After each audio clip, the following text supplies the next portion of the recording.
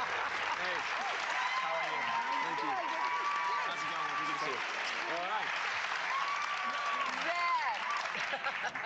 Okay, you know, we played, when we went out for a commercial, we played a portion of you on Saturday Night Live. And awesome. This is your first time hosting it, and you said that it was life-changing. Why'd you say that? It's a crazy week. A lot goes into it, and there's a crazy schedule, and just the guys on the show are so fun to work with, you know? It's But you went for it. I mean, you pretty much took on the whole notion of High School Musical. I haven't even seen it yet. That's just crazy. But you know, one of the things that we showed you here, you are so cute. Oh, thank you. You are. And you were wonderful on Saturday Night Live.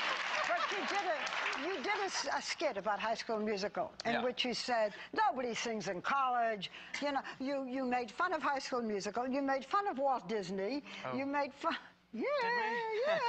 So you're sort of biting the hand that feeds you, you know. We sing in High School Musical, whoever sings, you know. Yeah, you know, we figured there's got to be a nice way to make fun of High School Musical. Those are my friends. Believe me, it's a project that I hold very close to my heart. And I figured that the funniest way to do it is if nobody sings in college, you know? So if it all just happened in high school and, you know, it was a dream and in the real world nobody really sang. So that's, you know, it was a pretty PC way to do it. That's good. You did a good job. Versus some of the ways we could have.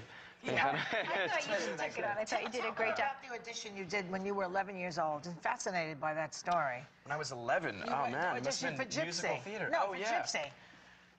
What happened? Your parents didn't tell you where you were going or something? Oh, that story. Yeah, this is kind of funny. My mom asked me if I wanted to audition for musical theater because I was always singing around the house and stuff. They were pretty annoyed by this point. And she asked if I, you know, wanted to go to Toys R Us one day. I think it was like all into these action figures or something. Little did I know it was actually a trick. She dropped me off at this audition. And for Gypsy. For Gypsy. You played one of the boys. Did you get the? Yeah, I ran around in a news cap and hawked newspapers, so it was pretty fun. And you got the part. I ended up getting the part. Yeah. Your mother just took you and dropped you off at an audition? Yeah, she didn't tell me. One of those things. I didn't tell me. I'd imagine I was. But had you auditioned before that for something else? No, that was my first Did you one. get to go to Toys R Us after? No, I You didn't even get to go go to Toys R Us afterwards. even after. No, Well, now you can look at where you Toys are R now. Us. You can go I to think Toys R Us. in retrospect, I can go to Toys R Us all I want now. That's right. So I want to ask you about a different role, actually. You know, just recently we had Kevin Bacon on, and Footloose is what, I mean, sprung him into the world of just stardom. It was so incredible. The day he was here, ironically, was the day you turned down the role to do kind of the revival of Footloose. Great timing. Yeah. So is that something that you deeply considered? Do you know why would you think of turning it down? Do you know? Yes, of course. No, you know, it was a very difficult decision. And it's a project that I, really wanted to do. We worked very hard on it, so it was nothing against Footloose. It's just that right now I'm looking for a new challenge. You know, I want to. Like what? What are you looking for? Well, What this one? Like a non-musical one? Oh yeah, perhaps not musical. I figure, it's time to shake things up, and like, if not now, then when? Well, you are shaking things up because I have to say, 17 again is a PG-13, which means some of your High School Musical fans can't go see it. Yes. I saw it with a bunch of adults. We laughed from beginning till the end. Great. So was this important for you to kind of, do something for slightly older It's a very folks? soft PG-13. So there's It wasn't that soft because me and the producer, we both was fantasizing about you, so it wasn't that dark. It wasn't. It was so, because it was in a very legal sort of way. There's legal ways to fantasize. Thank you, Mrs. Robinson.